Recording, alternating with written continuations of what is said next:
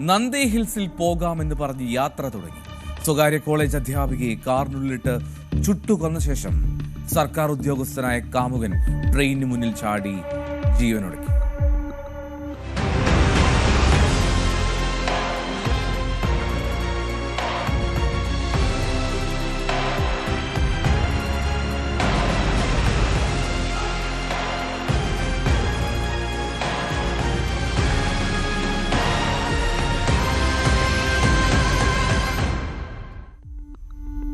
ബംഗളൂരുവിലെ നന്ദി ഹിൽസിലാണ് നാടിനെ നടുക്കിയ ഈ സംഭവം.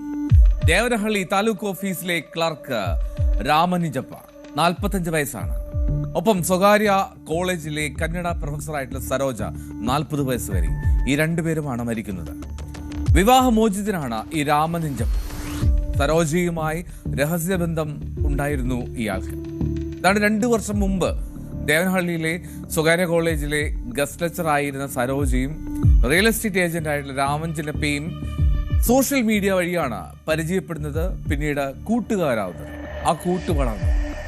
ചാറ്റും കോളുമൊക്കെയായി അവരുടെ ബന്ധം അത് കൂടുതൽ പ്രണയത്തിലേക്കെത്തി.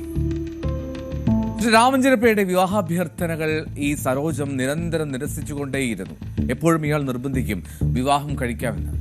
വിവാഹിതയാണ് സരോജം. അതുകൊണ്ട് തന്നെ അവൾക്ക് മറ്റൊരു ജീവിതം ആലോചിക്കുക പ്രയാസകരമായിരുന്നു.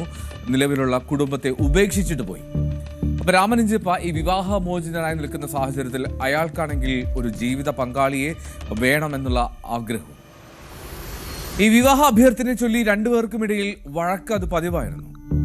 പലപ്പോഴും ഇവർ യാത്രയൊക്കെ പോകാറുണ്ട്. അങ്ങനെ പോയ ഒരു യാത്രയാണ് ഇത്തവണ സംഭവിച്ചത്. മെയ് 2-ാം തീയതി രാമൻജനപ്പ സുഹൃത്തിന്റെ ഒരു കാറുമായി എത്തി. എന്നിട്ട് സരോജത്തെ കൂട്ടിക്കൊണ്ടുപോയി.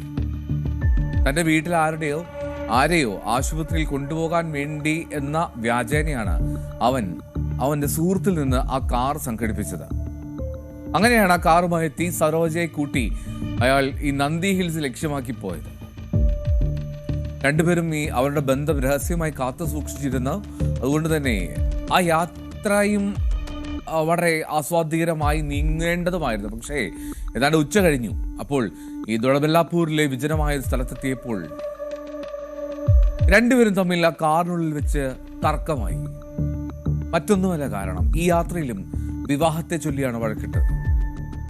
അപ്പോൾ അയാൾ കയ്യിലൊരു ചുറ്റിക കരുതി. ആ കരുതിയിരുന്ന ചുറ്റിക കൊണ്ട് സരോജത്തിന്റെ തലക്കടിച്ചു കൊലപ്പെടുത്തുകയായിരുന്നു.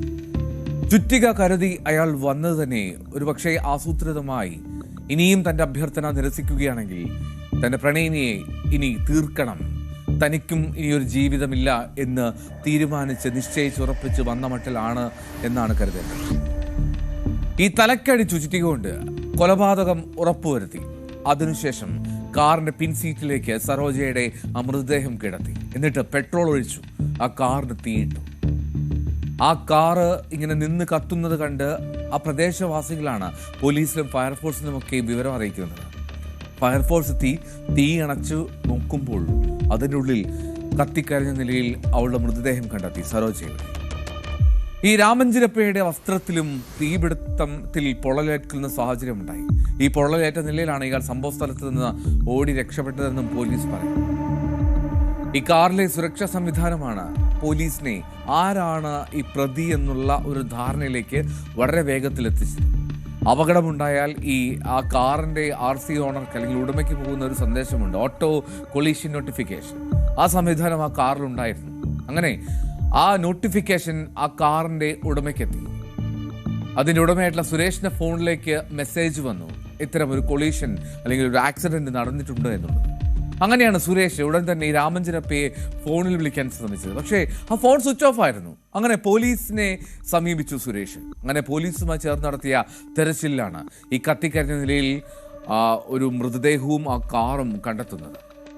ഈ മൃതദേഹത്തിൽ അവശേഷിച്ച ചില ആഭരണങ്ങൾ അത് കണ്ടാണ് കൊല്ലപ്പെട്ടത് സരോജയാണെന്ന് അവളുടെ ഭർത്താവ് പോലും തിരിച്ചറിയുന്നത്. അത്രമാത്രം കരിഞ്ഞു ചാരമായിരുന്നു ആ മൃതദേഹം. സരോജയെ കൊന്നതിന് പിന്നാലെ രാമൻജനപ്പയ്ക്കായി പോലീസ് അന്വേഷണവും ഊർജിതമാക്കി. പക്ഷെ കണ്ടെത്താൻ കഴിഞ്ഞില്ല. എന്നാൽ ഞായറാഴ്ച രാവിലെ ബിദാദി എന്ന സ്ഥലത്തിന് സമീപം റെയിൽവേ ട്രാക്കിൽ ഒരു മൃതദേഹം ഇങ്ങനെ കഷ്ണമായി കിടക്കുന്ന നിലയിൽ കണ്ടെത്തി. ട്രെയിന് മുന്നിൽ ചാടി ജീവനൊടുക്കി ರಾಮಂಜನಪ್ಪ. ಅದು ತന്നെയാണ് ಸಂಭವಿಸಿದೆ. ಸರೋಜಮ್ಮ ಅಂತ ಕಾಲೇಜ್ ಲೆಕ್ಚರರ್. ಆಕೆ ಒಬ್ರ ಜೊತೆ ಫ್ರೆಂಡ್ಶಿಪ್ ಮಾನಸಂದ್ರದ ರಾಮಾಂಜನಿ ಅಂತ ಕೊಟ್ಟು ಫ್ರೆಂಡ್ಶಿಪ್ ಇರ್ತದೆ. ಆ ರಾಮಾಂಜನಿ ಈಕೆ ಫ್ರೆಂಡ್ಶಿಪ್ ಇದ್ದಾಗ ಈಕೆ ಗಂಡ ಒಂದು ಏರ್ಪೋರ್ಟ್ ಅಲ್ಲಿ ಕೆಲಸ ಮಾಡ್ತಾ ಇರ್ತಾನೆ. ಪಾಪ ಬೆಳಿಗ್ಗೆ ಹೋದ ಸಂಜೆವರೆಗೂ ಬರೋದಿಲ್ಲ. ಆಯಮ್ಮನ್ಗೂ ಇಬ್ರು ಮಕ್ಳು ಇರ್ತಾರೆ. ಸೊ ಈತ್ನು ಆಯಮ್ಮ ಮಧ್ಯೆ ಏನು ಘರ್ಷಣೆ ಇದೆ ಅಂತ ಗೊತ್ತಿಲ್ಲ. ಒಂದಿನ ಕಾರು ಬಾಲಚಂದ್ರಮಣಿಯಪ್ಪನ ಮಗಂದು ಕಾರ್ ತಗೊಂಡು ಆಕೆಯನ್ನು ಕೂರಿಸ್ಕೊಂಡು ದೊಡ್ಡಬಳ್ಳಾಪುರ ಕಡೆ ಹೋದಾಗ ಒಂದು ನಿರ್ಜನ ಪ್ರದೇಶಕ್ಕೆ ಹೋಗ್ತಾನೆ. ട്രെയിൻ ഇടിച്ച് പല കഷ്ണങ്ങളായി തുണ്ടമായ ആ മൃതദേഹം ആധാർ കാർഡിന്റെയും ATM കാർഡിന്റെയും ഒക്കെ സഹായത്തോടു കൂടിയാണ് തിരിച്ചറിഞ്ഞത്. ഓടി കളിക്കാൻ ശ്രമിച്ചുവെങ്കിലും രക്ഷപ്പെടാൻ കഴിയില്ല എന്ന് മനസ്സിലായതോടുകൂടിയാണ് അയാൾ ജീവനൊടുക്കിയത് എന്നാണ് പോലീസ് കരുതുന്നത്. ഈ സരോജത്തിന്റെ മൃതദേഹം എന്താണെങ്കിലും ഭർത്താവ് ഏറ്റുവാങ്ങി. ഫോൺ രേഖകൾ പരിശോധിച്ചപ്പോൾ ഒരു കാര്യം വ്യക്തമായി. സരോജവും ഈ രാമഞ്ജനപ്പയും തമ്മിൽ നിരന്തരം ഫോണിൽ സംസാരിക്കുന്നവരായിരുന്നുവെന്ന്. അങ്ങനെയാണ് അവരുടെ അബന്ധത്തിന്റെ വിവരം പുറത്തേക്കെത്തുന്നത്. 4-ാം തീയതി രാവിലെയാണ് ബംഗളൂരുവിന് സമീപം ബിദാദിയിൽ ആ റെയിൽവേ പോലീസ് ഈ രാമഞ്ജനപ്പയുടെ മൃതദേഹം കണ്ടെത്തുന്നത്. ആണെങ്കിലും ഒരു പ്രണയം, ആ പ്രണയം അവസാനിച്ച രീതി അത് വല്ലാതെ വേദനിപ്പിക്കുന്നതാണ്, ആശങ്കപ്പെടുന്നത്.